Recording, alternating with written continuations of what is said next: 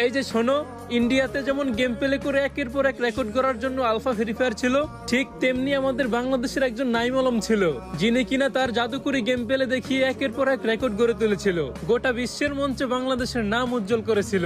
ইন্ডিয়ার এসকে সাবির বাসকে ম্যাপের ভিতরে দেখলে যেমন সবাই টিম আপ করার জন্য পাগল হয়ে যায়, ঠিক তেমনি আমাদের বাংলাদেশেও একজন মিস্টার ট্রিপলার আছে, যিনি কিনা বাংলাদেশের নাম্বার 1 গেমিং ইউটিউবার।